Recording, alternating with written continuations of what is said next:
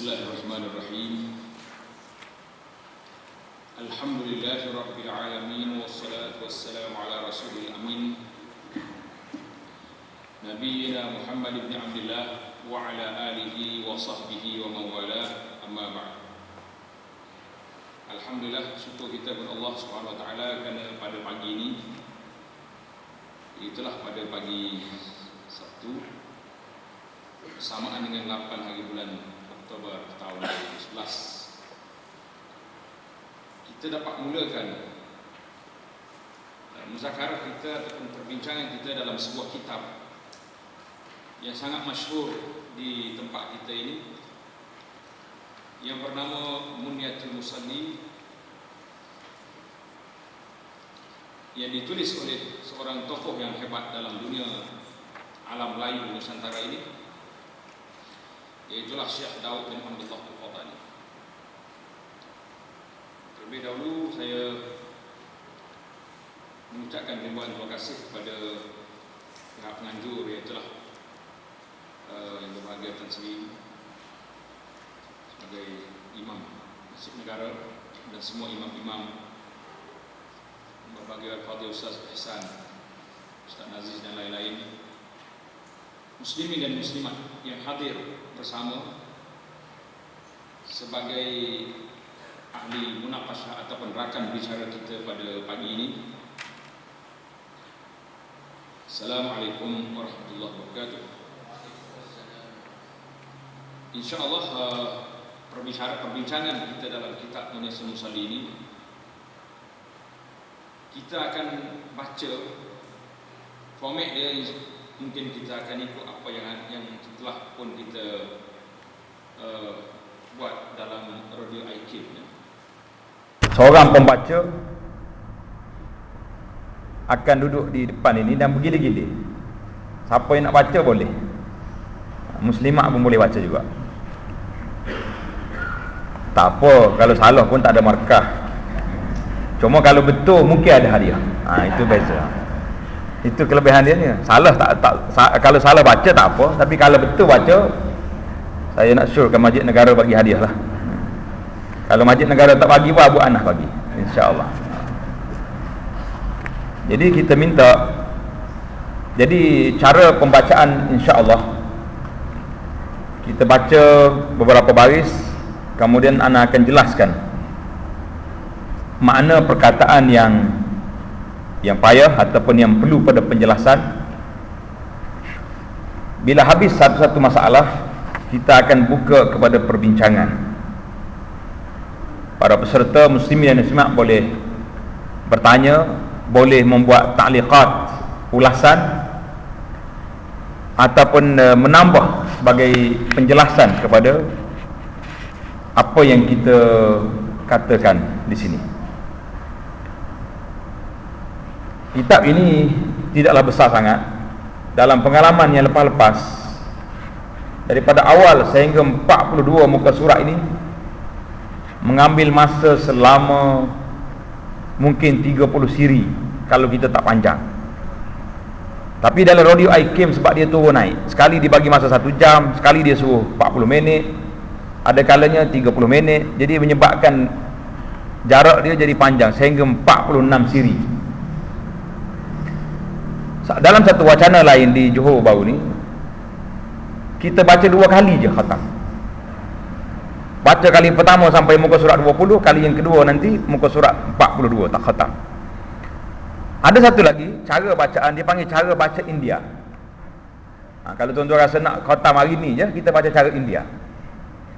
India ni dia baca bismillah tu pakai berapa nafas boleh pergi, 5 baris pun baca terus je sampai habis.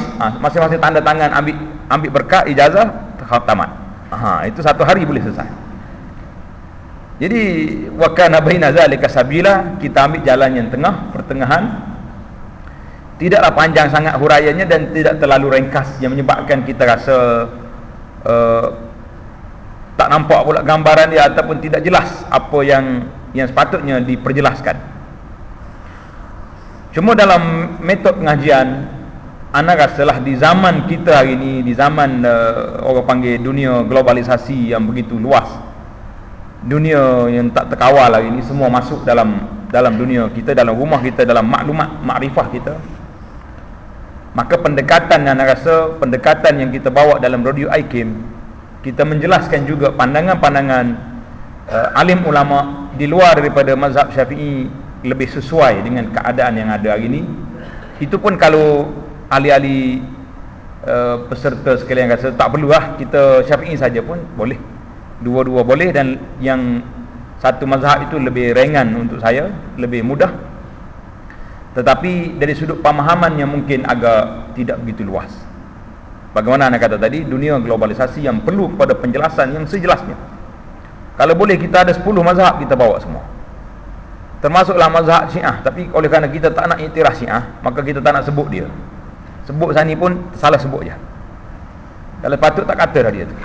Sebab kita kata dia ni bukan mazhab yang mu'tabar mengikut Ahlus Sunnah, maka kenapa kita nak masukkan dia? Walaupun ada orang suruh kita masukkan, dia kata masukkan satu lagi mazhab, dia kata tak payah. Sebab kalau lama banyak sangat kita sebut, yang menyebabkan orang rasa mesra pula. Bagus juga yang ni sekali-sekala. Terutama dalam bab salat jamak. Ni rasa ramai orang minat. Silat-silat tukar mazhab pun ada mungkin. Itu jadi bahaya lah. Itu saja apa yang kita nak katakan dalam perbincangan ini. Jadi insya-Allah kita akan mulakan. Jadi pembaca kita yang pertama pada pagi yang mulia ini, Al-Fadhil Ustaz Ahmad Husni Abdul Rahman, yang juga merupakan rakan bicara dalam Pondok Warisan. Hari ini alhamdulillah saya tengok rakan bicara kita dalam Pondok Warisan Radio IKIM, beberapa orang telah pun hadir, bersedia untuk membacanya. Tapi oleh kerana tempat yang berlainan, kita beri peluang kepada orang lain pula. Siapa nak je mari kat depan, tak apa. Yang muslimat pun dekat depan juga, kita beri peluang, insya-Allah. Jadi kitab yang ada di tangan muslimin dan muslimat ini, dia panggil Nuskhah Miriyah. Tengok dalam muka kat dalam tu, muka surat yang pertama itu dia panggil Nuskhah Miriyah. Nuskhah Miriyah ni, Miri ni, yang dicetak di Mekah pada tahun lama sekali kita ni. Dia panggil tabak hajari, tabak cara batu. Kalau tuan-tuan dengar saya cerita dalam Radio IKIM kata tabak hajari, inilah di antara contohnya. Tengok dia punya tulisan pun, dia kalau kita pegang yang asli dia yang tidak photostat ni, dia lekuk berlubang dia punya tulisan tu. Macam braille, orang buta pun boleh baca. Tengok dia punya kuat, dia punya tekanan. Baiklah, kita mulakan bicara kita dengan pembacaan daripada Ustaz Husni. Dipersilakan. Bismillahirrahmanirrahim. Alhamdulillah, wassalatu wassalamu ala Rasulillah. Mulai risalah ini dengan Allah. Ibda min as-safhatul ula. Ambil daripada kulit lagi. Ni cara kita belajar talaqi kitab lama ni, kitab pondok ni. Orang panggil belajar dari kulit ke kulit. Cuma mungkin kita tak nak baca nama cetak dia. Kita baca nama kitab. Fadhal. Kitab yang bernama Muhidatul Musalli, yang mendaki akan masalah al-Quran wal Ayat, karangan al-Alim, iaitu Tuan Syekh Daud bin Abdullah Al-Fatani, ghafarallahu lahu, amin, thumma amin. Dan adalah pada akhir kitab ini satu risalah yang dinamakan dia Al-Wahdatul Mahmudiyah, ada bicara muwakil dan Takhaluf Ma'mum dengan Imam Tarjamah Syekh Daud bin Abdullah Al-Fatani al-Mansur, ghafarallahu lahu wa walidayhi wa jami'il muslimin, amin. Baik. Jadi Syekh Daud rahimahullah menamakan ini risalah. Kalau kita lihat dalam penulisan Syekh Daud, dia ada dua cara. Satu dia panggil risalah, bermakna kitab kecil. Risalah ni kitab kecil, macam kitab yang ada kita di tangan kita ni, ada dua kitab. Dalam kitab ini ada dua kitab. Satu risalah ini Muniyatul Musalli, yang kedua Al-Bahjatu Al-Mardiyah. Jadi ada dua kitab dalam satu kitab. Dan ada lagi kitab yang ditulis besar, seperti kitab Bughyatul Tulab dan nama-nama lain yang akan kita sebutkan nanti. Bughyatul Tulab ni besar sampai 2 jilid. Kita nak baca dia pun, kalau cara baca seperti pengajian-pengajian lama tu mungkin mengambil masa yang agak lama, sampai bertahun-tahun baru kita khatam kitab tu. Jadi kitab ini disebut dengan nama Munyatul Musalli, ataupun ada juga orang baca Maniyah. Kalau kita tengok dalam kamus, Munyah dengan makna Al-Bughyah. Al-Bughyah makna tuntutan ataupun pencarian seorang. Orang tu nak pada benda, Bughyah. Macam Bughyatul Tulab. Bughyatul Tulab, kehendak orang belajar. Orang belajar nak apa? Nak ilmu. Jadi dalam kitab ni ada ilmu yang diberi kepada dia. Ada juga dengan makna ma yutamanna. Al-Munyah dengan makna ma yutamanna, benda yang dicita-citakan, yang diharapkan, yang dikehendaki. Jadi Munyatu al-Musalli, cita-cita kehendak orang salat. Orang salat dia nak apa? Tentulah dia nak salatnya sempurna, nak salatnya jadi lengkap sebagaimana yang lain. Syekh Al-Marbawi dalam kamus dia, kamus Al-Marbawi mengatakan Munyah daripada kata muna, iaitulah dengan makna kehendak, cita-cita, mau. Bahasa dia tu mau, itu maknanya mahu lah, yakni ingin. Baik, itu dari sudut Munyah. Yang kedua Al-Musalli. Al-Musalli iaitu orang salat, orang sembahyang. Kita hari ni kita sebut salat, kita sebut sembahyang.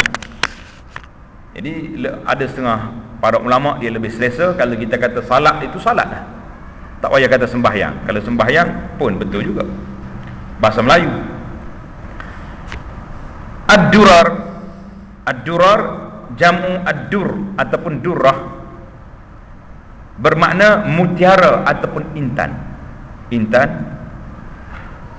Al-la'ali. Al-la'ali agak payah sikit, kena tak baris. Al-la'ali jamak kepada al-lu'lu. Al-lu'lu dengan makna mutiara. Itu dari sudut mufradat unwanul kitab. Mufradat ni kalimah awal terjemahan satu-satu kepada nama kitab yang disebut oleh Syekh Daud ni. Kita kena ingat, bila kita nak baca mana-mana kitab, mana-mana buku, kita kena baca dulu unwan, nama kitab itu sendiri.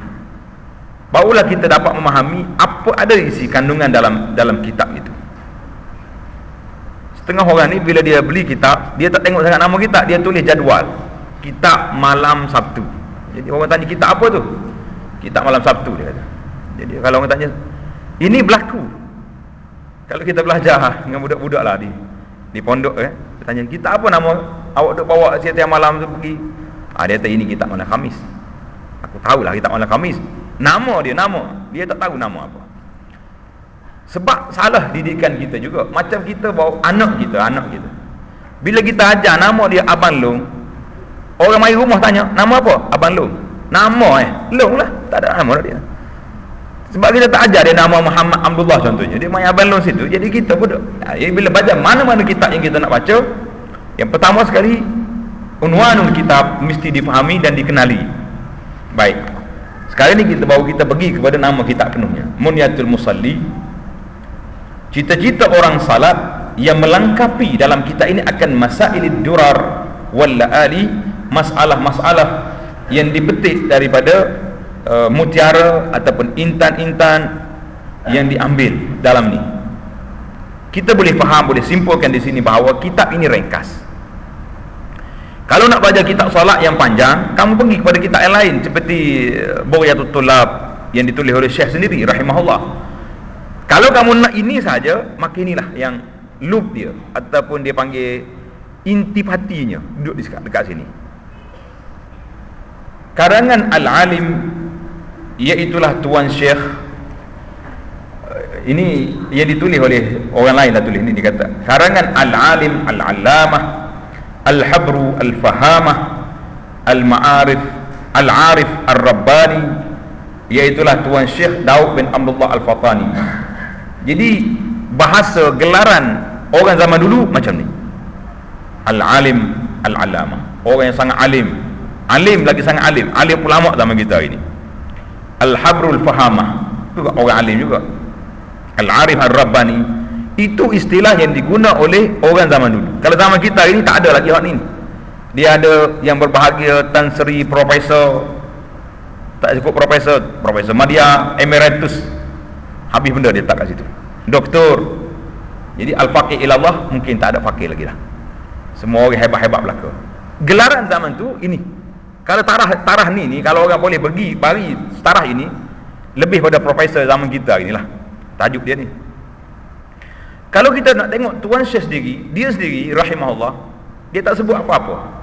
Yang diterjemahkan dia oleh Daud bin Abdullah Al-Fatani. Itu je gelaran dia yang diterjemah oleh Daud bin Abdullah. Dia bahasa ke diri dia, nama dia, ayah dia Al-Fatani, dia tak kata lebih daripada itu. Iaitu Tuan Syekh Daud bin Abdullah Al-Fatani, ghafarallahu lahu, amin. Dan pada akhir kitab ini satu risalah dinamakan Al-Bahjatu Al-Mardiyatu pada bicara muafiq dan takhaluf. Kalau setengah bahasa yang diguna oleh ustaz-ustaz kita, dia kata masalah masbuk muafiq. Syekh ni tak mahu. Dia naknya muafiq. Asalnya orang tu bila solat berjamaah muafiq bersama dengan imam dulu, baru dia mari masbuk. Takhaluf maknanya orang yang ketinggalan daripada itu. Makmum akan imam. Terjemah Syekh Daud bin Abdullah Al-Fatani Al-Mazkur, ghafarallahu lahu wa liwalidayhi wa liwalidaina jami'an wa li jami'il muslimin, amin summa amin. Baiklah, itu dari segi nama kitab.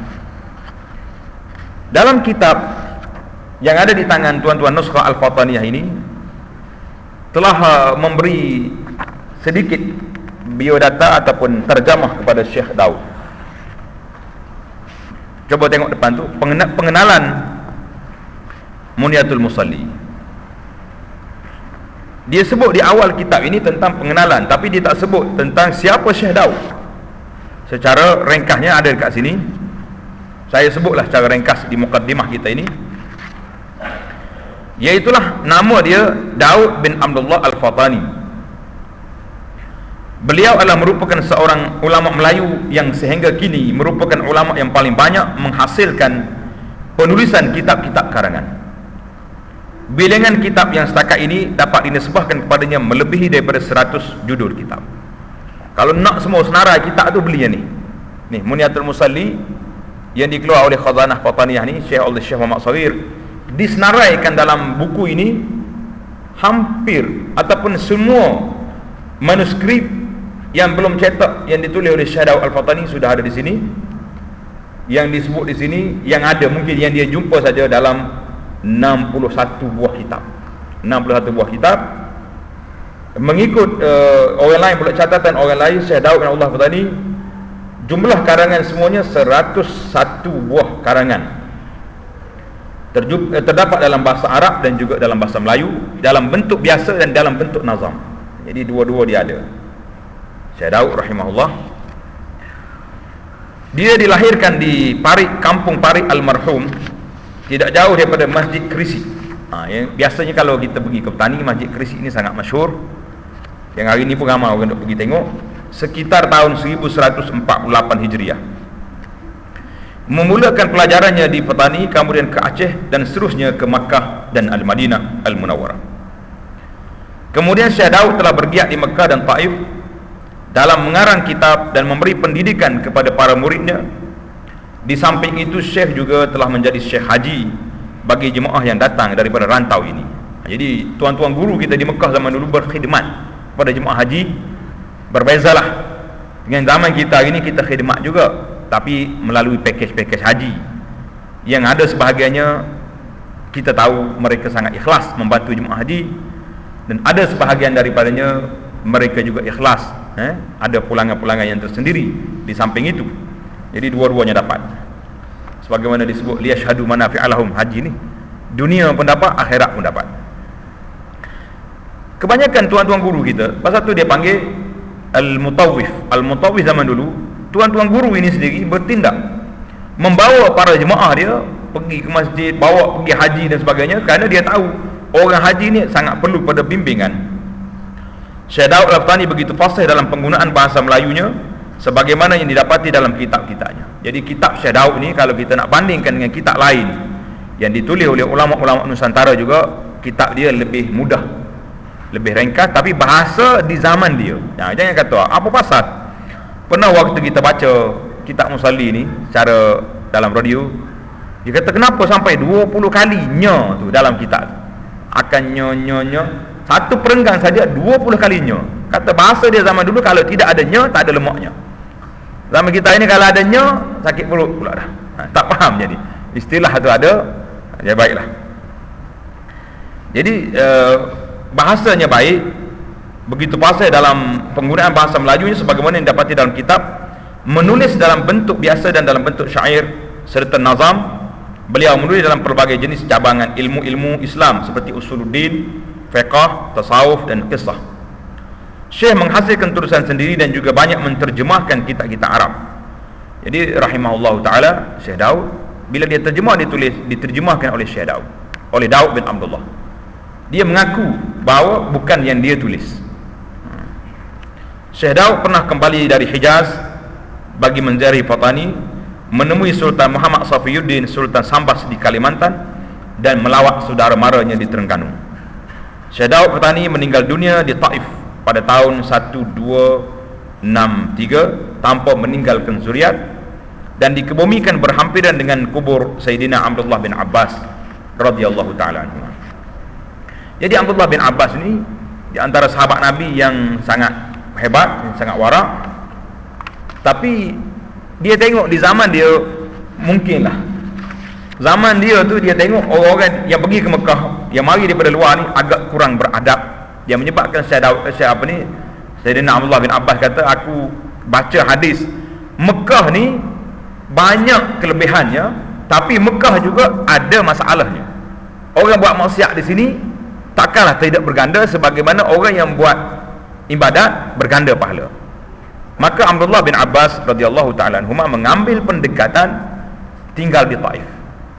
Bila aku rindu ke Mekah, aku pergi. Dan memang betul pun. Pandangan Abdullah bin Abbas as-sahabi al-jalil ini memang tepat. Sebabnya kita rasa kita yang selalu pergi ke Mekah ni, bila sampai di Mekah tengok Kaabah biasa sebab kita dah kenal Kaabah. Tapi jemaah haji yang kita bawa ni, yang baru-baru sampai ni, analah perlu pengalaman bawa orang baru-baru pergi. Sampai dekat Kaabah, kita tunjuk ni Kaabah ni, pintu ni, saya duduk kat sini. Kita lepas je dia pergi, memang dia akan menangis. Kerana itulah kali pertama kecintaan dia, kerinduan dia nak tengok Kaabah dia sebagai qiblatul muslimin. Tapi orang selalu pergi ni dah jadi macam tak rindu juga. Rindu juga tapi macam tak rindu. Itu jadi kadang-kadang jadi masalah. Maka Syekh Abdullah bin Abbas mengambil pendekatan tinggal di Taif. Dia kata bila aku rindu ke Mekah, aku turun ke Mekah. Rahimahullah ala Syekh Daud. Jadi kita tengok sedikit pengenalan tentang kitab Muniatul Musalli. Tidak makul. Orang Arab kata tak makul tu, tak munasabah. Kita baca kitab ni tanpa kita mengetahui sedikit latar belakang mengenai penulisan kitab Syekh Daud dan beberapa pemerhatian ataupun perkara-perkara yang perlu juga kita sebut di sini. Catatan di sini diambil daripada yang ada di kitab tuan-tuan tu, ambil daripada ni, daripada catatan Syekh Muhammad Sawir Abdullah rahimahullahu taala yang menulisnya. Dia kata, tengok, Muniatul Musalli adalah karangan Syekh Daud bin Abdullah Al-Fatani yang paling banyak diajarkan oleh para tok guru dalam rangka memperkenalkan pengetahuan sembahyang. Sebelum ada buku-buku yang ditulis dengan aksara Latin ataupun Rumi, Muniatul Musalli pula sebagai buku asas pelajaran salat di seluruh dunia Melayu. Hampir semua rumah penduduk di Sumatera, Kalimantan, Malaysia dan Fatani yang pernah saya kunjungi, saya di sini iaitu Puan Muhammad Sagir, bukan Abu Anas, sejak tahun 1958 hingga 1991. Berapa tahun kajian dia buat kepada kita ni? 91, 58, 40 tahun lebih. Yang diberikan izin kepada saya memeriksa kitab-kitab simpanannya, kitab Muniatul Musalli pasti ada merupakan bekas dipelajari oleh mereka. Jadi bila cek tengok dalam senarai khazanah buku di rumah orang Islam, kita Syekh Muhammad Sawir kata dia jumpa kitab ini dan ada bekas tanda belajar. Dalam istilah orang belajar di pondok ni, dia panggil dhabit. Dhabit. Dhabit ni catatan yang kita buat, nota yang kita tulis tu. Dia panggil dhabit istilah kita. Jadi kita hari ni pun kena dhabit jugalah. Bawa buku, bawa kertas, dhabit apa yang kita bincangkan di sini, insya-Allah. Ramai orang tertanya-tanya apa sebab Syekh Daud menulis di bahagian akhir kitab yang membicarakan mengenai sembahyang itu, beliau tambah dengan kisah pemerintahan adil. Tengok dalam muka surat akhir, sebelum akhir itu muka surat 33 ada satu bab dia tulis tatmimul faidah. Muka surat 33 dia tulis kitab ini nama Tatmimul Faidah, iaitulah kesempurnaan faedah pada menyatakan yang bergantung dengan raja dan barang yang bergantung dengan dia. Tengok dia gantung dua kali kat sini. Bergantung dengan raja dan bergantung dengan dia. Dengan apa tu? Dia raja itulah. Dia dua kali pergi. Jadi orang tu tanya, apa sebab Syekh Daud bila tulis kitab salat tiba-tiba masuk dalam bab pemerintahan? Jawabnya, sedangkan perkara itu seolah-olah tidak ada sangkut pautnya dengan perkara salat. Jadi kalau kita bincang tentang salat, apa kena-mengena dengan pemerintahan? Ini pahaman sebahagian masyarakat yang tidak jelas tasawur Islamnya. Kalau orang jelas, nampak. Sebab apa nampak? Bila kita bincang tentang salat, dia akan sebut tentang innas salata kanat 'alal mu'minina kitaban mawquta. Ada waktu tersendiri. Dalam waktu itu menunjukkan disiplin duduk di situ. Kemudian dalam bab salatul jamaah, bila ada imam, makmum, alim tara mana pun, dia kena tunduk pada imam. Dia tak boleh bangun dulu pada imam. Dia kata, imam ni tak pandai murid saya lebih alim, saya nak bangun dulu. Boleh? Tak mungkin boleh. Jadi sangat disiplin dalam Islam itu tinggi. Maka diajar kepada kita. Jadi untuk menjawab pertanyaan tersebut, berdasarkan penyelidikan dan cerita dari hampir semua guru pondok, bahawa Syekh Daud bin Abdullah Al-Fatani mengarang kitab tersebut memang atas permintaan salah seorang sultan yang sedang memerintah dalam negeri Melayu, yang ketika itu datang menunaikan ibadah haji ke Mekah. Jadi sultan zaman dulu walaupun tidak alim, tapi orang yang belajar. Bila datang dia minta dengan Syekh Daud, tulis pada saya tentang sebuah kitab. Tidak jelas sultan negeri mana yang dimaksudkan. Dalam semua cetakan Munyatul Musalli, hanya cetakan Matma'ah Al-Miriyah. Al-Miriyah ni yang ada di dekat kita ni, Mekah tahun 1330 bersama dengan 1911. 1911, hari ini sudah 2011. 100 tahun dulu kitab ini telah ditulis. Sahaja yang tercantum sedikit maklumat mengenai ini, sebagaimana tertulis, bermula setengah daripada wajah yang munasabah. Wajah yang munasabah ni mana sebab yang munasabah, mendatangkan dia oleh muallif, membawa oleh penulis kitab ini, mengiringi bicara sembahyang itu. Ada tiap-tiap daripada keduanya itu ibadat. Pemerintahan dan salat itu ibadat yang dituntut oleh syarak. Jadi kita kena fahamlah bahawa pemerintahan dan salat itu tak boleh berpisah. Maka munasabahlah diiringkan kemudian daripada bicara sembahyang dengan tatmimul faidah hingga akhir, yang bergantung dengan raja-raja, daripada membaikkan rakyat dan mengadilkan mereka itu, dan lainnya daripada barang yang disuruh oleh syarak. Jadi perkara yang disuruh oleh syarak, kita kena beritahu kepada mereka. Ini menunjukkan bahawa Syekh rahimahullah ta'ala seorang yang peka kepada keadaan. Peka. Ulama-ulama zaman dulu bila duduk dengan pemerintah, dengan pemimpin, mengambil kesempatan memberi nasihat. Ini yang disebut dalam hadis wa khudhu aydiyahum, ambil, pimpin tangan mereka untuk memberi nasihat. Kalau orang ulama-ulama di zaman ini yang mampu bertindak sedemikian, duduk dekat pemimpin memberi nasihat, maka inilah cara dia. Yang kita bimbangnya, kalau kita duduk dekat pemimpin lama-lama, kita pula menjadi makan nasihat pula. Tidak memberi nasihat, memakan nasihat, yang akhirnya kita bertukar wajah daripada seorang yang tegas dengan ilmunya yang berpindah kepada lain cerita. Adapun wajah naqliyah, naqliyah mana cara yang dipindah daripada orang lah, daripada setengah yang mengkhabarkan, bukan istiqah, setengah, salah saya tak, akan fakir, maka iaitu menuntut oleh satu raja daripada Syekh Daud rahimahullah, akan mengarang satu risalah yang membicarakan sembahyang, maka memperkenankan ia akan tuntutannya, maka mentaklif ia, menulis ia akan Munyatul Musalli ini, dan mendatang ia dengan tatmimul faedah ini supaya munasabah dengan raja-raja. Catatan ini adalah ditulis oleh Syekh Ahmad bin Muhammad Zain Al-Fatani sebagai pentasihah pertamanya, bahawa beliau mendengar cerita dari ayahnya Syekh Muhammad Zain.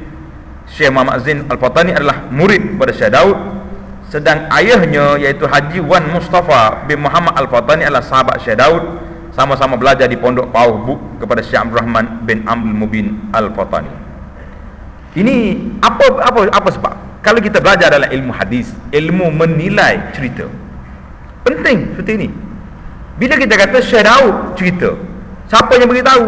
Ayah dia, daripada nenek dia, atuk dia kawan Syekh Daud, ayah dia murid, jadi tepatlah cerita. Kalau tidak, satu-satu cerita tu mudah je kita nak tahu betul ke salah. Cerita yang paling mudah tuan-tuan dengar hari ini, banyak orang duduk ceramah. Saya nak membela wanita sikit. Orang duduk ceramah tentang kehebatan Rabi'atul Adawiyah.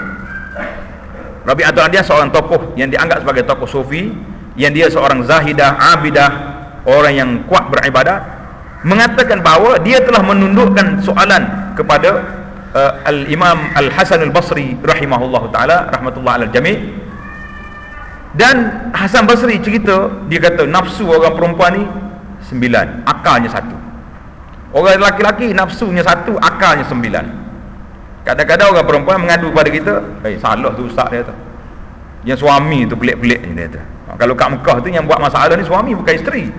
Jadi kita pun duk fikir, tengok betul ke cerita macam ni. Orang perempuan memang marah dia, sebab dia kata ini kita tak bawa hak asasi woman right lagi ni. Ni baru kita duk bincang pun dah timbul masalah dah. Kalau bawa hak asasi lagilah dia tak berkenan. Jadi bila diteliti para ulama, di antaranya Al-Imam Zahabi, setelah ditengok riwayat hidup Syekh Hasan Basri meninggal pada tahun 110. Meninggal tahun 110, seorang ulama tabi'in. Dan Rabi'atul Adawiyah rahimahullah lahir pada tahun 100. Takkanlah budak umur 10 tahun dah jadi janda pergi berdebat dengan Hasan Basri yang pada waktu itu sudah umur 100 tahun lebih, nak kahwin dengan dia. Itu akan menimbulkan ketidaklogik. Itu nasib baik juga ada lagi sempat hidup 10 tahun. Setengah-setengah cerita ni mati lama dah orang tu, baru mari cerita kemudian. Ini pun timbul cerita-cerita yang kita kena nilai.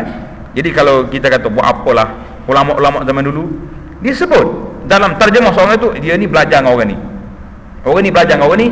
Kita nak tahu label dia duduk di mana, akran dia di mana, siapa dia, guru-guru dia, yang bila orang tu ada gurunya macam ni, kawan-kawannya macam ni, kita boleh kenal siapa dia tu, siapa orang tu.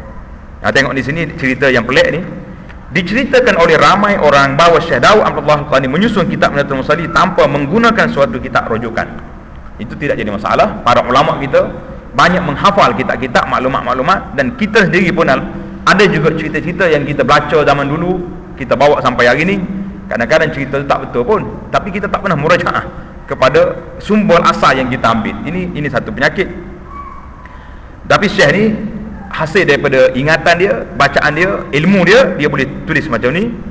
Semua yang ditulis adalah berdasarkan pengetahuan yang ada dalam ingatan beliau sahaja rahimahullah. Oleh sebab itu raja-raja yang menyuruh beliau mengarang kitab itu merasa ragu. Hak yang kedua ni, cerita yang kedua ni pelik sikit.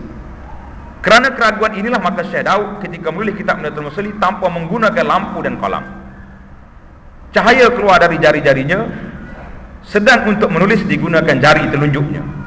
Jadi dikatanya hanya sebuah kitab ini saja. Ini satu cerita. Ada cerita lain yang sangat masyhur.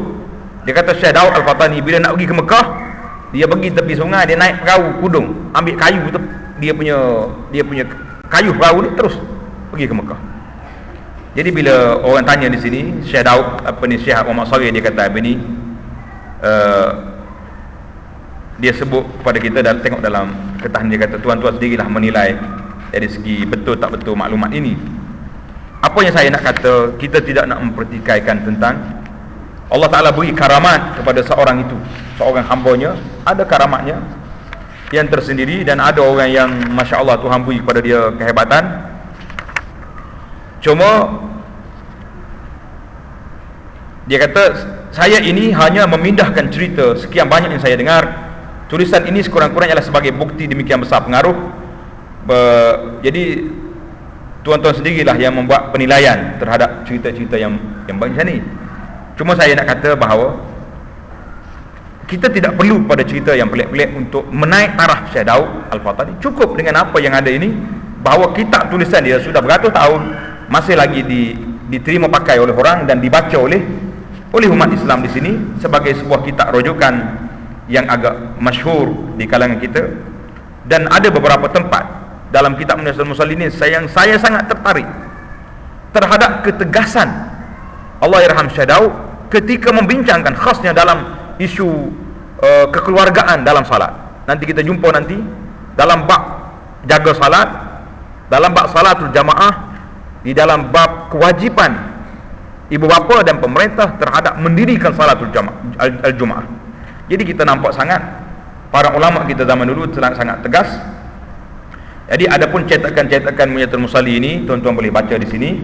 Apa yang saya nak tegaskan bahawa Munyatul Musallin ini telah dicetak beribu kali mungkin. Waktu anda mengajar kitab ini saja, di tangan saya ada beberapa nuskah. Di antaranya nuskah yang kita pegang ini dipanggil tabak Miriyah ataupun Miri yang ada di Mekah. Ada kitab yang dicetak di Fatani yang ada yang paling pelik lah yang saya ada, manuskrip ni ada di rumah saya. Kitab yang dicetak di Osaka, Jepun. Kitab Munyatul Musallin dicetak di India dan dicetak di Jepun. Saya ingat Jepun pada waktu itu tidak ada orang Islam. Tapi kenapa sampai begitu, ada sampai ke Jepun pergi cetak kitab tulisan tangan. Anda tak bawa hari ini, mungkin di satu masa nanti kita akan pamerkan di sini salah satu daripada manuskrip yang berharga yang yang disimpan oleh Abu Anas. Saya tengok Syekh Muhammad Sharif rahimahullah pun tidak sebut dalam koleksi kitab dia ada yang cetakan Osaka ni. Dia kata ada yang adanya di India saja. Dan untuk pengetahuan muslimin dan muslimat, kitab ini telah pun dijadikan satu bahan kajian risalah master oleh seorang pelajar, saudara Marwazi Ziauddin daripada Universiti Melaya pada tahun 2005. Kitab ni khatamlah satu kitab, dan insya-Allah mungkin dalam siri yang akan datang atau yang awal tahun nanti insya-Allah akan keluar sebuah kitab lagi yang sedang saya usahakan, Munyatul Musallin karangan Syekh Daud dengan Al-Fatani, dita'liq dan ditahqiq oleh Abu Anas Al-Madani afallahu anhu wa an walidayhi. Tuan-tuan doakan semoga kitab yang kita ta'liq ni akan zahir ke alam wujud secepat mungkin. Kalau tidak, kita jumpa banyak versi-versi baru yang ditulis oleh orang kitab Munyatul Musallin, nama Munyatul Musallin kat luar, tapi dalamnya telah diubah istilah-istilah yang pelik-pelik, yang payah-payah, yang sepatutnya inilah istilah yang menakutkan sebahagian daripada ustaz kita nak baca. Dia kata kitab ni kalau baca mudah sebab. Ini cerita orang di pondok. Dia belajar di pondok tak habis, asyik pergi duduk tunggu kubur, tunggu apa sini, yang menyebabkan orang lain duduk belajar, dia duduk buat kerja lain. Jadi bila balik kampung, orang suruh baca kitab, dia baca kitab 2-3 baris menangis. Dia kata saya kalau baca kitab ni sebab, bukan menangis sebab tak reti nak baca. Itu jadi masalah. Sama je. Jadi kita tak nak hari ni, zaman kita hari ni pun orang condemn kitab lama ni bukan kerana kitab, tapi kerana dia tak pernah baca.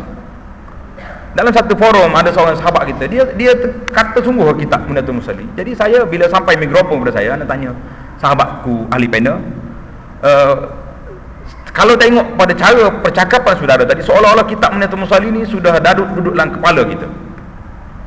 Ikhlas lillahi ta'ala di atas pentas yang mulia ini, mata ilmu, saya nak tanya berapa kali khatam kitab? Dia kata belum baca lagi. Macam mana orang yang tak baca boleh menilai sesuatu perkara? Tidak adilnya kita menilai satu benda yang kita tidak baca. Sama juga hari ini, orang yang masih hidup, tuan yang masih hidup, masih wujud di alam dunia ini, tiba-tiba kita pergi ambil maklumat tentang dia dalam internet yang orang sebar, dan kita sebarkan kepada dia ni macam ni, sedangkan tuan yang masih ada, tidak habis RM2 kalau kita telefon kepada dia, kita boleh dapat maklumat yang benar. Apa pandangan saudara dan apa maksud kata-kata saudara dalam masalah ini? Jadi bila kita wa iza qultum fa'dilu, Allah dah sebut dalam Quran, bila kamu bercakap biarlah adil. adanya kita dalam menilai kitab-kitab lama, kitab-kitab Muniatul Musaddiqin, kitab-kitab jauh yang lain yang insya-Allah ana alhamdulillah tuan-tuan kalau tengok dalam website saya Abu Anas Madani itu saya sudah khatam beberapa buah kitab-kitab lama dan separuh lama yang kita baca untuk kita kata bahawa kitab ini mempunyai nilai yang sangat tinggi. Cuma sebagai seorang manusia ada beberapa kelemahan dari sudut tertentu. Orang ni kuat dalam bidang fiqh, mungkin dia tidak kuat dalam bidang hadis. Orang ni kuat dalam bidang hadis, mungkin dalam bab fiqhnya agak tidak begitu kuat. Jadi perseimbangan itu, maka sebagaimana kata ulama, al-ilmu rahimun baina ahlihi, ilmu itu menjadi rahim, silaturahim di antara ahlinya. Orang ni pakar dalam bidang hadis, orang ni pakar dalam bidang tafsir, orang ni pakar dalam bidang, semuanya akan melengkapi kitab-kitab. Jadi sangat tidak selesa tuan-tuan muslimin dan muslimat bila kita baca kitab syekh-syekh yang besar seperti ini, apabila kita sebut hadis yang disebut ini tidak kuat, pandangan yang disebut ini lemah, jadi seolah-olah kita menghina. Tak, abadan sama sekali tidak. Tuan-tuan yang belajar di pondok, tidak di pondok pun, yang belajar fiqh Syafi'i, satu matan yang paling kecil yang dihafal oleh orang-orang yang sebagai basic pengajian, dia panggil matan Al-Ghayat wa Taqrib ataupun Ghayatul Ikhtisar. Matan ini agak pelik, ditulis di kurung awal, lebih kurang dalam 400 tahun atau 500 tahun di awal lagi. Bila mari ulama-ulama kemudian, Al-Bujairimi mari, Fathul Qarib mari syarah kepada kita ini, dia tegur terus, kenapa syekh ni kata macam ni? Kalau dia kata macam ni lebih baik. Mari orang lain pula sebut, kenapa dia sebut qila, sedangkan hadis masing-masing memberi sumbangan. Mari pun Ibnul Mulaqin contohnya mengambil kitab ini, dia tak hadis-hadis. Mari ulama-ulama yang kemudian sekali, Dib Al-Bughadi, ulama Syam contohnya, telah menulis sebuah kitab At-Tahzib fi Adillati Al-Ghayati wa Taqrib. Dia letakkan dalil-dalil kepada kitab ini. Jadi kita kena mengatakan bahawa semua ulama yang berkhidmat kepada kitab ini adalah melengkapi satu sama lain dari berbagai-bagai sudut. Ada ulama lughah, bincang tentang lughah, bahasa. Jadi masing-masing lengkap melengkapi, tidaklah masing-masing nak menghina ataupun nak menjatuhkan ulama yang lain sebagaimana menjadi sebahagian daripada sikap sebahagian daripada umat kita zaman ini. Jadi kita duk banding, kerana perangai kita macam tu, orang lain pun macam tu jugalah. Abadan sama sekali tidak. Itu muqaddimah yang saya nak kata tentang Muniatul Musalli. Jadi kalau kita masuk tanpa muqaddimah, seolah-olah kita pergi rumah orang terus ke dapur. Tuan kata duduk kat luar dulu, nanti kita buat air baru panggil masuk. Ni masuk terus ke dapur, macam orang kampung kita. Orang kampung ni kalau rumah pintu terbuka, dia naik terus. Mana tuan dia? Salam pun tak bagi. Tuan dekat dapur tak tutup aurat, tak apa. Jadi muqaddimah itu penting. Muqaddimah setiap kitab itu penting. Dia pasal itulah kalau kita baca kitab lama dia panggil Al-Mabadi' Al-Asyarah. Al-Mabadi' Al-Asyarah, prinsip 10 perkara yang mesti kita kena ketahui sebelum masuk pada bab yang nak dibincangkan. Yang pertama sekali takrif dia, yang kedua tentang tujuan dia, yang ketiga apa sebab dia. Jadi ini dipanggil Al-Mabadi' Al-Asyarah. Ini orang-orang yang mengaji kitab-kitab lama dia akan jumpa insya-Allah dalam pengembaraan kita, rehlah kita bersama kitab Muniatul Musalli. Saya ingat tuan-tuan kena sabar, kita akan jumpa beberapa istilah yang agak sukar, tapi insya-Allah bi'aunillahi ta'ala wa biiznihi nuyassirul umur, kita akan permudahkan. Apa yang saya faham saya kata, apa yang saya silap, yang saya tak faham, tuan-tuan boleh betulkan. Abu Anas, yang saya faham macam ni. Jadi saya akan kata jazahumullahu khairan. Jadi orang yang tak boleh terima teguran orang itu namanya orang sombong. Kerana itulah para ulama menggariskan satu kaedah, man jaa naqidan raja'a farigan. Tulis itu, man jaa naqidan raja'a farigan. Siapa dia pergi majlis ilmu kerana nak mengkritik orang, dia akan balik kosong, tak dapat ilmu. Semua orang kata tak masuk dalam kepala dia. Hak ni lekeh, hak ni tak baik. Jadi akhirnya balik kosong. Tapi kalau dia menja'a taliban raja'a aliman. Siapa dia pergi nak menuntut ilmu, orang ni akan balik dengan ilmu. Ini kaedah yang ditulis oleh para ulama. Dia panggil, kalau bagi saya lah, kaedah Zahabiyah, kaedah yang ditulis dengan tinta emas. Orang yang pergi nak kritik, sah dia tak akan dapat. Berapa ramai orang yang pergi, dia bukan nak belajar, dia duduk tunggu nak cari salah ustaz. Orang ni sampai tua mati hidup balik pun dia akan itulah perangai dia. Baiklah, itu muqaddimah sedikit tentang kitab dan tentang perjalanan kita ini. Sebelum saya teruskan pembacaan kita dalam muqaddimah Syekh Daud rahimahullah, terlebih dahulu saya beri peluang kepada muslimin dan muslimat untuk menambah ataupun memberi takliqat ataupun soalan, dipersilakan. Kalau ada, kalau tak ada kita terus. Boleh tanya, muslimat boleh, muslimi boleh.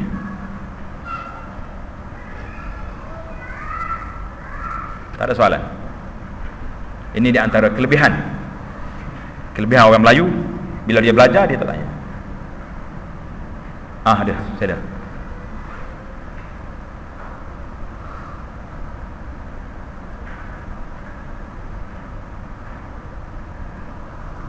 Bangun yang tanya, mungkin kita dengar sini. Assalamualaikum.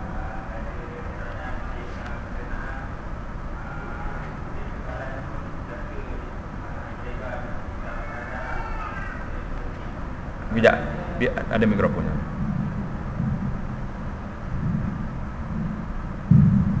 Assalamualaikum. Waalaikumsalam. Satu soalan mungkin juga soalan yang biasa tadi oleh mereka yang biasa menuntut ilmu lah. Soalan banyak kitab yang ada, jadi kenapa kita punya kitab kitab lama yang agak bahasa susah nak faham. Jadi kitab-kitab yang baru ni tak dimudahkan bahasa dia. Jadi itu soalan yang tak jadi lihat. Ya, terima kasih kepada saudara Ridwan. Kenapa kitab ini dipilih? Sedangkan buku-buku baru bermacam-macam jenis dah. Bergambar ada, warna-warni lagi ada, macam-macam bentuk ada. Jadi jawabnya, kita nampak Allahyarham Syekh Daud menulis kitab ini mempunyai ruhnya tersendiri. Ada kelainannya, ada taste dia, ada cita rasa dia sendiri. Boleh jadi nuhsinu azan bila bihi, bahawa dia menulis itu dalam keadaan yang sangat ikhlas dia kepada Allah. Kita tak kata orang lain tak ikhlas, tapi keikhlasan dia yang menyebabkan orang rasa nak baca. Alhamdulillah, soalan yang sama saya ditanya sewaktu mula-mula kita baca kitab ini dalam Radio IQ. Tetapi setengah perjalanan kita, selepas pada itu ana dapat maklum balas daripada sebahagian daripada pendengar dan pihak radio memberitahu bahawa di antara rating program radio yang paling tinggi iaitulah program Pondok Warisan. Orang tak? Saya berjalan di Mekah, orang pegang tangan, Ustaz, Assalamualaikum. Dia tak kenal sama saya, dia ikut lama je ikut. Bila saya bercakap dengan kawan sebelah, terus dia pegang. Dia kata suara inilah yang saya dengar. Kata betul. Siapa? Saya tanya dia. Dia kata Pondok Warisan. Kata saya. Tadi masa soalan yang pertama tadi, saya tak kenal siapa. Sebab saya kenal suara, tidak kenal tuan. Maka dia cerita pada kita. Saya malam Selasa, saya pegang kitab, tunggu. Pukul 9 malam, saya tunggu dengan kitabnya. Yang awalnya pada malam Jumaat, saya tunggu kitab dengan ni. Saya tak pergi dah. Kalau pergi masjid, balik cepat. Kerana nak menadah kitab. Nampak kegairahan orang, minat masyarakat itu kepada kitab ini lama. Walaupun dia lama, mempunyai bahasa yang agak payah, tapi kata orang yang payah itulah yang mencabarnya. Kalau baca yang mudah-mudah ni kita rasa biasa itu, tak pergi guru pun saya faham juga. Itu jadi persoalan kita, dan kita rasa insya-Allah Allah Taala, Allahyarham Syekh Daud menulis kita ini dalam keadaan dia begitu ikhlas, sehingga memang kita rasa, dan setiap tempat yang kita pergi pun orang nak mengaji kita ni, sebagaimana yang anda kata tadi, ada manhaj yang perlu kita dekati dan ada manhaj yang perlu kita ambil. Yang saya tulis dalam mukaddimah kita ini manhaj yang akan saya bawa dalam perbincangan kita. Sebahagiannya saya dah sebut tadi, bahawa kita akan baca mantan dia dan kita akan huraikan kalimat dia yang kalimatul gharibah, kalimah yang pelik. Kemudian kita akan cuba huraikan sedikit ta'liqat kepada masalah yang dibincangkan itu. Wallahu a'lam. Ada lagi yang lain? Fadhal.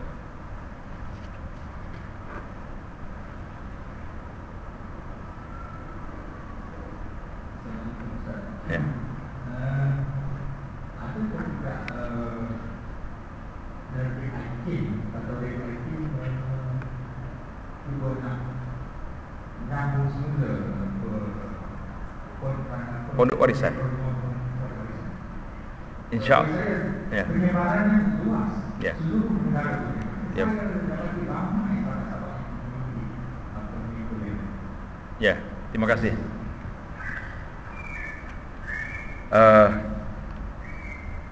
insya-Allah kita harapkan akan bersambung balik siri pengajian kita lain pula di Pondok Warisan. Cuma dalam masa yang terdekat ni mungkin kalau kita nak bincang pun selepas haji nanti, kerana hari ni pihak penerbit perancangannya sibuk dan orang yang nak baca pun sibuk, berdua-duanya sibuk. Jadi orang yang dengar yang tak sibuk. Sebab dia dengar dalam keadaan dia memang dah sibuk. Tak ada sibuk lagi, dengar atas kereta, dia dengar dalam rumah. Cuma ada kawan-kawan kita jazakallahu khairan, dia rakam daripada radio dan mungkin dia akan sebarkan. Setengahnya sudah ada dalam web mymaktabati.com. Ada lagi yang lain. Soalan yang ketiga, kemudian kita terus kepada baca kitab. Muslimat tak kata apa lagi. Walaupun nampak minat pihak muslimat tu ramai. Ada nak kata? Tak ada. Baiklah. Muslimin dan muslimat sekalian, untuk meneruskan ini saya persilakan Ustaz Ahmad Husni yang lebih mesra dengan panggilan Abu Fatih Al-Mubaraki, hafizahullah taala, dan insya-Allah akan disambung nanti oleh Ustaz Salahuddin, pembaca yang kedua kita. Dan siapa-siapa saja, sahabat-sahabat yang nak baca duduk je kat depan, kita bagi peluang insya-Allah. Sebab bila baca tu baru kita tahu kita boleh baca ke tidak. Insya-Allah. Fadhal. Bismillahirrahmanirrahim. Dimulai diri saya ini dengan Allah yang amat murah dan amat mengasihani akan hamba-Nya yang mukmin di dalam negeri akhirat. Alhamdulillahirabbil alamin alladzi ja'ala as-salata tariqatan lil-muttaqin. Segala puji bagi Allah, Tuhan sekalian alam, Tuhan yang menjadikan sembahyang yakni sembahyang lima waktu ini jalan segala orang yang muttaqin. Wa ja'ala fiha qurrata 'ainin sayyidil mursalin wa ruknan min arkanid din.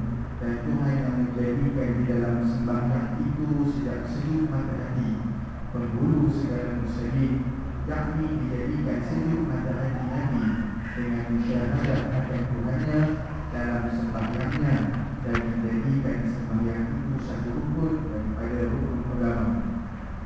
Wa ja'ala fiha jannatan 'ajilatan lil-muhibbin wa ma'dinan asraril 'ashiqin, dan menjadikan padanya dapat datang manusia khidmat sembahyang yang menempati syurga yang disegerakan di dalam dunia bagi segala hamba-Nya yang muhibbin, tempat kalian segala rahsia daripada bagi tajalli Allah bagi orang yang asyik, yang rindu mereka itu akan mahbubnya yang muhibbin, rindu mereka itu akan mahbubnya. Wassalatu wassalamu ala sayyidina Muhammadin Rasul Rabbil Alamin wa syafi'il mu'minin. Dan rahmat Allah dan selamanya Salamnya dan rahmat Allah dan salamnya atas penghulu kita Nabi Muhammad sallallahu alaihi wasallam sekalian yang memberi syafaat dia akan segala orang yang berdosa pada hari kiamat. Wa ala alihi wa ashabihi wa atratihi al-tahirin salatan wa salaman daimaini ila yaumiddin. Dan atas segala keluarganya dan segala sahabatnya dan segala ikutannya daripada anak buahnya yang suci, mereka itu akan rahmat dan salamnya yang berkekalan keduanya hingga hari kiamat. Hasbuk. Mungkin nampak banyak bahasa Arab tu susah nak baca kan. Jadi saya syorkan kita beli nuskah yang baru ni, yang kecil juga, yang diterbit oleh Ben Hilabi ni, memang telah dibariskan semua bacaan Arab dia, termasuk doa-doa nanti sudah ada baris. Yang tabak Hajari ni kita jadikan dia sebagai komparatif untuk buat perbandingan. Buat payah nak baca ni. Bahasa Arab ni kalau tak ada baris, baik terjemah terus. Kalau tidak bertukar nanti. Jadi yang nuskah ni cantik. Ini pun cantik, tapi memudahkan kita. Mudah kali yang pertama. Kalau keluar nuskah yang baru lagi nanti, lagi mudah insya-Allah. Beli dulu yang ni. Kata Syekh Daud rahimahullah, ku mulai risalah ini. Jadi saya dah sebut tadi, risalah maksudnya kitab kecil. Dia akan tulis buat kitab yang besar. Dengan nama Allah yang amat murah lagi amat mengasihani akan hamba-Nya yang mukmin di dalam negeri akhirat. Alhamdulillahi rabbil alamin alladzi ja'ala as-salata tariqatal muttaqin. Segala puji bagi Allah, Tuhan sekalian alam, Tuhan yang menjadikan sembahyang 5 waktu itu jalan bagi orang-orang yang muttaqin. Apa makna orang muttaqin? Orang yang bertakwa. Muttaqin, orang yang bertakwa. Wa ja'ala fiha qurrata 'aini sayyidil mursalin wa ruknan min arkanid din. Dan Tuhan yang menjadikan dalam sembahyang itu sejuk. Dia tulis di situ sinjingqah. Dah. Sinjingqah tu sejuk boleh, tapi kena baca sejuk. Sejuk mata hati, qurrata aini itu makna sejuk mata hati penghulu segala mursalin. Semua rasul-rasul, mana segala mursalin, yakni dijadikan sejuk mata hati Nabi dengan musyahadah. Apa makna musyahadah? Menyaksi dengan mata hati. Itu makna musyahadah. Musyahadah al-qalbiyah, dia tengok dengan mata hati dia akan Tuhannya di dalam sembahyang. Jadi orang yang salat ini orang yang berhadapan dengan Allah Azza wa Jalla, bertemu dengan Tuhan. Kerana itu kita tak boleh bercakap dengan manusia, tak boleh cakap dengan siapa pun tak boleh, kerana kita sedang bercakap dengan Allah Azza wa Jalla. Dan menjadikan sembahyang itu satu rukun daripada rukun agama. Rukun agama kita ni 5. Ini berdasarkan kepada hadis Nabi, bunyal islamu ala khamsin. Dalam hadis yang diriwayat muttafaqun alaih Bukhari dan Muslim, mengatakan hadis itu ittifaq dua imam besar itu. Wa ja'ala fiha jannatal ajilah lil muhibbin wa ma'dina asraril asyiqin. Dan menjadikan padanya, pada salat itu, nya tu balik pada salat. Ini ingat, di sini banyak nya. Nya inilah merengkaskan tulisan, tetapi memeningkan pembacanya. Sebab kadang-kadang nya nak pergi ke mana?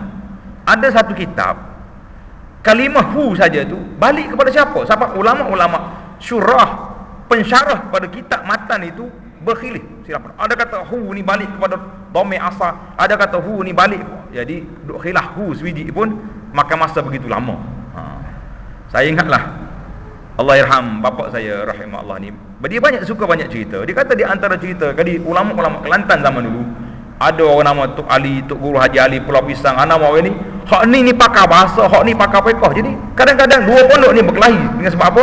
Sebab hak fiqh ni kritik ke bahasa, hak bahasa kritik hak fiqh. Itu menunjukkan kealiman mereka, boleh berbincang sampai begitu sekali. Zaman kita ni nak bincang macam mana? Jannatul ajilah, dan menjadikan padanya dapat lazat manis khidmat sembahyang yang menepati syurga yang disegerakan. Siapa nak masuk dalam syurga yang segera, masuk dalam salat. Boleh masuk kah? Agak-agaknya. Kalau imam baca lama sikit, jadi neraka pula. Allah lamanya. Sakit habis segala lutut dah. Kena hak gaut pula kat Tuhannya tahu. Berbeza. Orang yang asyiqin, orang yang faham, orang yang munajat dengan Allah Ta'ala, lagi lama salat, lagi sedap dia. Kita lagi lama, lagi susah hati. Di dalam dunia, syurga yang disegerakan dalam dunia ini bagi segala hambanya yang muhibbin, yang mengasihi, yang mencintai Allah Azza wa Jalla. Wa ma'dina asraril asyiqi, dan tempat galian. Tempat galian maksudnya yang menjadi sumber, tanda tempat galian yang menjadi sumber segala rahsia daripada bagai tajalli. Bagai jenis, berbagai-bagai jenis tajalli, penzahiran tanda-tanda kebesaran Allah. Jadi orang-orang yang rapat dengan Allah, bagi orang yang asyiqin, orang yang rindu mereka itu akan mahbubnya, akan kekasihnya. Siapa kekasihnya itu? Allah Azza wa Jalla. Jadi orang yang asyiqin ni orang yang rindu kepada Allah. Hari ni orang asyiqin ada ke tak ada? Ada? Tak ada? Pada yang kata tak ada lagi orang asyiqin zaman ni. Saya kata zaman sekarang ni lah orang yang paling ramai sekali asyiqin. Mana satu kampung mesti ada Nur asyiqin, apa asyiqin, Muhammad, semua asyiqin belaka. Tapi nama yang adanya, dari segi sifatnya, perangainya, tak ada asyiqin. Dia asyiqin juga, asyiqin dengan SMS, dengan Facebook dia. Tidak asyiqin pada Allah. Kadang-kadang kita kesian pada anak-anak kita ni. Kita pilih nama tak kena. Pilih nama Nur asyiqin. Asyik kepada siapa? Orang dulu kalau kata asyikin ini sifat orang yang asyik kepada Allah. Sama kita ni kalau sebut asyikin, asyik kepada benda lain. Jadi kita tak nama lain lah, nama-nama yang lebih selesa, yang menunjukkan kepada nama. Bila kita panggil nama, menunjukkan anak tu baik, nama panggil baik. Letak nama anak pun susah sekarang ni. Allahu Akbar, susahnya kita di zaman orang hidup bersendirian, jauh daripada syariat. Allah Ta'ala bagikan dia segala, menjadi galian segala rahsia daripada bagai tajalli, penzahiran tanda-tanda kebesaran Allah bagi orang yang asyikin, orang yang rindu mereka itu akan mahbubnya, akan kekasihnya. Siapa kasihnya? Allah Azza wa Jalla. Muslimin dan muslimat, kita bacalah dalam sejarah orang-orang yang seperti ini, para awliyaillah salihin, di kalangan para sahabat, di kalangan para tabi'in. Apa sifat mereka salat, bagaimana keadaan mereka salat, itu sepatutnya kita belajar. Tapi hari ini orang belajar juga sifat salat dari segi perbahasannya. Salat Nabi macam ni, salat ni macam ni, masing-masing mendakwa dia ni mengikut salat Nabi. Tapi kualiti salatnya kalau kita tanya sungguh-sungguh, jadi tak jadi. Kita lebih banyak kepada perbahasan daripada amalan.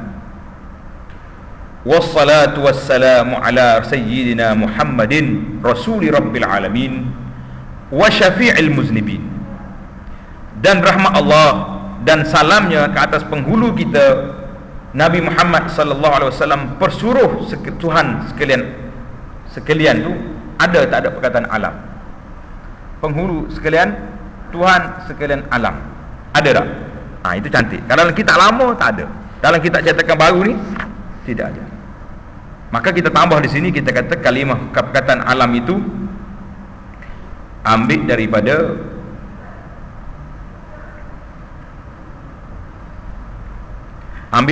nuskhah Miriyah. Ini kaedah tahqiq kitab, kena baca banyak nuskhah. Waktu pengalaman buat risalah, tulis masalah risalah, orang Arab panggil magister, Melayu kata master. Risalah master ni paling kurang kita kena ada 3 makhtutat, kena ada 3 manuskrip lama yang kita bandingkan yang mana lebih tepat dengan penulisan, dengan bahasa yang ada. Sama juga dalam kaedah kita baca kitab lama ni pun, dalam kitab yang baru ni tak ada kalimah alam, tapi dalam kitab lama ada. Maka kita tulis di sini, ini ambil daripada nuskhah Miriyah yang ada kalimah alam. Dan yang memberi syafaat, syafaat maksudnya pertolongan, ia akan segala di mana akan semua orang yang berdosa pada hari kiamat. Nabi kita ni sallallahu alaihi wasallam, dia akan beri syafaat kepada orang yang berdosa. Jadi berapa ramai orang yang masuk syurga bi syafaati sayyidil mursalin Muhammad sallallahu alaihi wasallam. Jadi syafaat Nabi ni panjanglah cerita dia. Kalau kita cerita tentang syafaat, barulah kita terasa betapa pentingnya kita berdoa kepada Allah Azza wa Jalla. Tak perlu kita banyak-banyak. Setengah orang bila nak minta syafaat, terpaksa kita kena baca tu baca. Tak. Yang paling mudah sekali, tuan-tuan nak dapat syafaat, nak ke tak nak? Tak ada orang tak nak. Tapi macam tak nak. Ni macam ni yang jadi masalah kita ini. Kalau tanya, semua kata nak. Tapi kalau ditanya kali yang kedua, apa yang awak buat nak syafaat? Ini payah nak jawab. Dia kata, ustaz, itu soalan yang kedua ni agak sensitif. Soalannya mudah tengok. Nabi sallallahu alaihi wasallam jelaskan dalam hadis yang sahih. Nabi kata apa? Dia panggil hadis azan. Hadis azan ingat tak? Nabi sallallahu alaihi wasallam beritahu, siapa dia dengar azan, dia jawab, faqulu mislama yaqul muazzin. Hala dia kata seperti muazzin kata, Allahu akbar, Allahu akbar. Kecuali hayya 'alas salah, hayya 'alal falah. Di sini kita kena jawab la haula wala quwata illa billah. Kalau jawab ilah. Tapi saya yakin lah, saya duk fikir seorang-seorang lah setakat ni, saya ingat ramai di kalangan masyarakat Islam di kawasan kita ni duk jawab macam muazzin juga. Muazzin kata hayya 'alas salah, mari salat kat sini, dia di rumah dia pun hayya 'alas salah juga. Sebab tu dia tak pergi masjid. Jadi salah jawab ni kita perlu kena betul. Ni puan-puan ni, muslimat kita ni, balik kalau yang ada suami tu, ajar betul-betul abang, hayya 'alas salah tu jawab betul.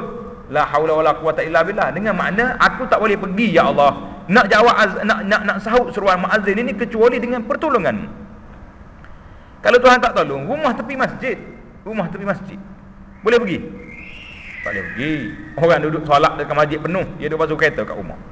Dia basuh kereta tahan juga seorang dia. Ini pasal lagu kat rumah tu lagi dahsyat. Saya banyak kali dah cerita, saya pergi melawat negara China. Sini tak dengar lagi ni, tak cerita lagi kat sini. Nak dengar cerita China?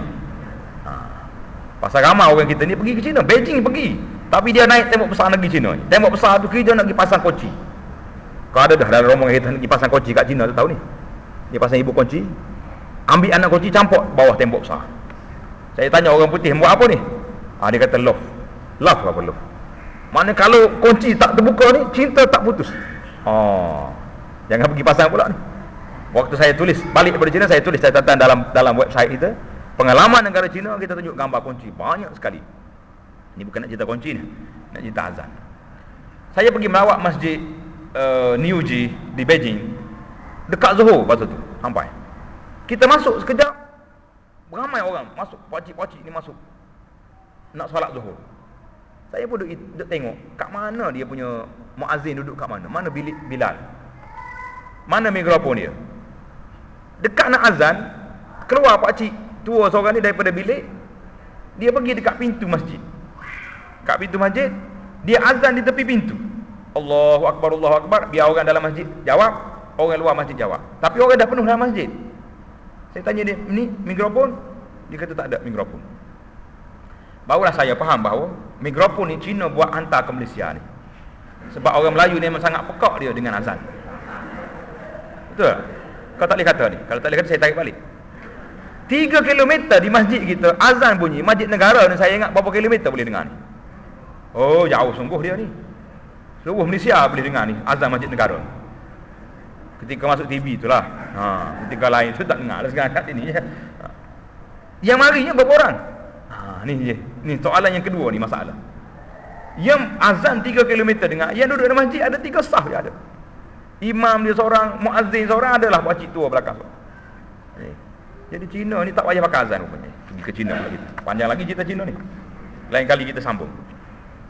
Jadi Nabi SAW kata, siapa dia dengar azan, bila selesai azan, dalam hadis Muslim Nabi mengatakan, "Tsumma sallu alayya", kemudian dia selawat ke atasku.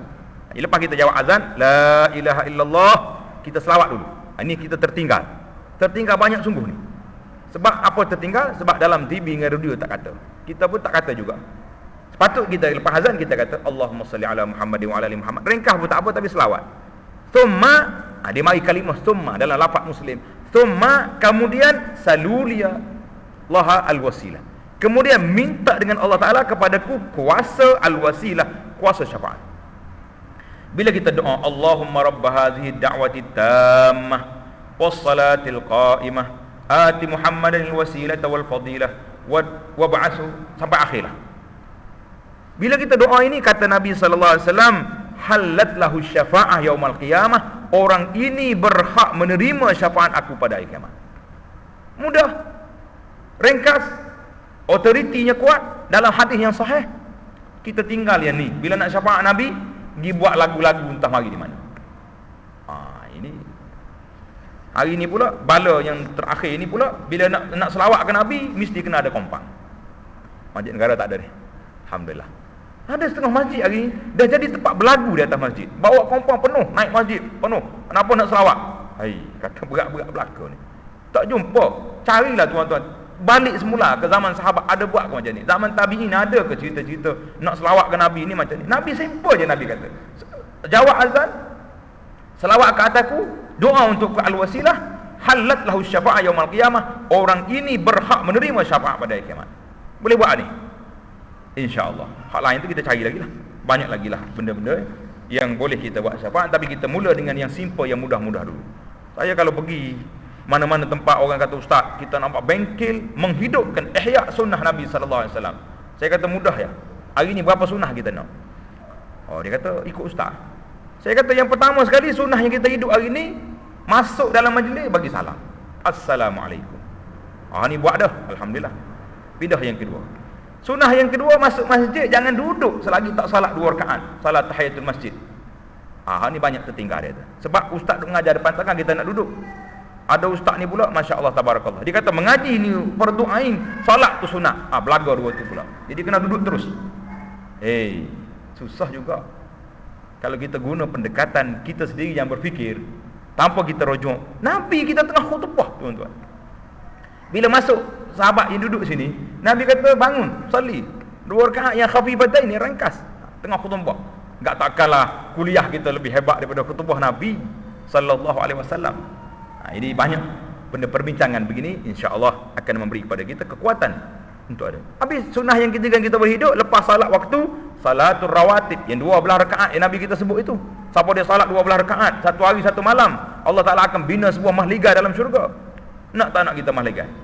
Allahu akbar. Lambat buka borang ya perumahan. Hari ni pula tawaran istimewa, perumahan rakyat 40,000 je bayar. Hak ni berebut hangit ni. Kau tak berebut. Okey, ke lain pula marah orang. Sekata dulu. Kita dah habis bab syafaat, kita terus pergi wa ala alihi wa ashabihi wa itratihi at-tahirin salatan wa salaman daimaini ila yaumiddin, dan atas segala semua keluarganya dan semua sahabatnya dan segala ikutannya daripada anak buahnya yang suci mereka itu, at-tahirin yang suci mereka itu, akan rahmat dan salamnya yang berkekalan kedua-duanya hingga hari kiamat. Jadi bila kita sebut dalam salat ini, biasa tuan-tuan berselawat, Allahumma salli ala Muhammadin wa ala ali Muhammad sampai pada innaka Hamidum Majid. Kenapa disebut wa ala ali Muhammadin dalam selawat? Kita kena beza di antara ali Muhammad dalam keturunan dengan ali Muhammadin dalam selawat. Ada perbezaan. Dalam keturunan, kalau sebut dengan ali Muhammad, mana semua keluarga Nabi sallallahu alaihi wasallam, orang-orang yang tidak boleh terima zakat. Nak tahu orang tak boleh terima zakat, pergi pusat zakat kat bawah tanya, mana senarai orang tak boleh terima zakat. Di antaranya disebut dengan nama Ahlul Bait, iaitu keluarga-keluarga ahli rumah Nabi sallallahu alaihi wasallam yang mereka haram menerima sedekah. Terdiri daripada isteri-isterinya, zaujat ummahatil mukminin, serta zuriat-zuriatnya. Mari daripada keturunan Sayyidina Ali, Sayyidina Hasan, Sayyidina Husain, dan semua muslimin dan muslimah dari keturunan Abdul Muttalib, iaitulah Bani Hashim ibnu Abdi Manaf. Jadi hari ini ramai orang mengaku mereka Ahlul Bait, mendakwa mereka sebagai keturunan Nabi. Tak apalah, bila dia ada sanad, ada nasabnya, fadal, ahlan wa sahlan. Kita hormat pada mereka sebagai keturunan Nabi di atas dasar iman mereka kepada Allah Azza wa Jalla. Jadi kalau kita tahu semua keturunan Nabi kita kena hormat, dia akan jadi seperti yang kita nak bawa di bawah ni. Jadi keturunan Rasulullah itu iaitulah setiap orang muslimin dan muslimat yang mari daripada keturunan Nabi, daripada keturunan zuriat Rasulullah sallallahu alaihi wasallam, dan Bani Hashim, Bani Abdul Muttalib, iaitulah Bani Hashim bin Abdul Manaf. Orang ni yang mengaku mereka menjadi Ahlul Bait, hati-hati, mereka tak boleh terima zakat, tak boleh terima sedekah yang wajib. Jadi kalau kita nak jadi Ahlul Bait ni, kena buanglah, jangan duk pergi hantar surat borang dalam pusat zakat, jangan. Kalau tidak bahaya. Ada seorang pelajar nama dia Syarifah. Saya tanya dia, Syarifah ni saya nak tanya betul-betul, awak belajar sini ambil duit mana belajar? Dia kata duit zakat. Zakat ni boleh ambil ke orang Syarifah? Dia kata ayah dia kata dia ni Syarifah keturunan kau, Syarifah nama dia pun tak tahu. Kata sudah.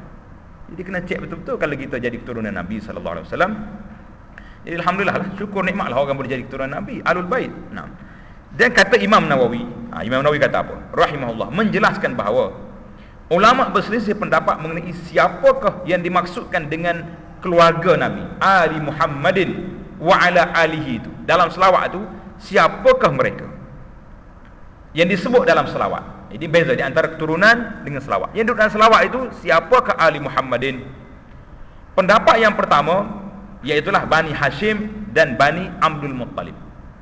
Ali Muhammad, Bani Hashim dan Bani Abdul Muttalib. Inilah pendapat Imam Asy-Syafi'i serta jumhur ulama Asy-Syafi'iyah. Mana majoriti ulama Asy-Syafi'iyah mengatakan Bani Hashim dengan Bani Abdul Muttalib ini ahli Nabi sallallahu alaihi wasallam. Iaitulah yang kedua, anak serta cucu dari keturunan Nabi. Anak cucu dia mari daripada Sayyidah Fatimah radhiyallahu anha, mari daripada Sayyidina Ali dan cucu-cucunya. Yang ketiga, semua orang muslimin yang beriman dengannya. Jadi kalau yang ketiga ini semua boleh masuk. Termasuk kita ni orang beriman, kita boleh masuk. Ini pandangan Imam An-Nawawi di dalam kitab Al-Majmu' Syarah Al-Muhazzab, dan kata Syekh Nawawi dalam Syarah Sahih Muslim mengatakan azharuha pendapat yang paling kuat, iaitulah Ali Muhammadin dalam selawat semua umatnya, wallahu a'lam. Jadi Imam Nawawi memilih pandangan, kalau kita kata Allahumma salli ala Muhammadin wa ala ali Muhammad, Ali Muhammad di sini dalam selawat ini semua umatnya yang beriman dapat semua selawat. Jadi kalau kita selawat pada orang, kita dapat juga kepada orang lain, selawat dapat juga kepada kita, Ali Muhammadin. Ini dalam Syarah Sahih Muslim. Bila sebut cerita ni, saya teringat satu syair yang ditulis oleh Nashwan Al-Himyari. Nashwan ni kita tak bincang tentang akidah dia, kita bincang tentang dia ni seorang yang pakar dalam bidang lughah Arabiah. Orang yang pakar dalam bidang lughah Arabiah telah menyebut dalam syairnya, dia kata apa? Alun Nabi hum atba'u millatihi minal a'ajimi was sudani wal arabi, law lam yakun aluhu illa qarabatuh sallal musalli ala taghi abi lahabin. Bahaya dia punya syair sedap. Alun Nabi, maksudnya Alun Nabi, keturunan Nabi ialah mereka yang mengikut agamanya. Orang yang mengikut agamanya dari keturunan Ajam, bukan Arab. Dari keturunan Sudan, orang Arab juga tapi berkulit hitam, dan orang Arab. Kalaulah Alun Nabi sallallahu alaihi wasallam hanya kaum kerabatnya, nescaya orang akan berselawat ke atas penjahat yang bernama Abu Lahab. Sebab Abu Lahab ni mari juga daripada keturunan pak saudara Nabi. Kan Abu Lahab ni berat ni, orang yang rapat dengan Rasulullah, yang sehingga kalau orang buat maulud tu duk cerita sangat. Abu Lahab di antara orang pertama bergembira tentang menyambut kelahiran Nabi kita Muhammad sallallahu alaihi wasallam. Jadi kita nak cerita Abu Lahab, jadi nak cerita Nishwan kata apa di sini? Dia kata kalaulah alun Nabi itu bukan orang beriman, nescaya kita ni akan berselawat ke atas penjahat yang bernama Abu Lahabin. Habislah kita cerita Ali Muhammadin wa ba'du. Jadi kalau tak kita berhenti sekat wa ba'du cantik tak? Sebab ulama-ulama Islam ini dia panggil bara'atul istihlal. Bara'atul istihlal ni keindahan permulaan cakap. Kita nak cakap tentang apa, mukaddimah kita tu menjurus ke arah tu. Segala puji bagi Allah yang menjadikan salat gini-gini. Sebab apa?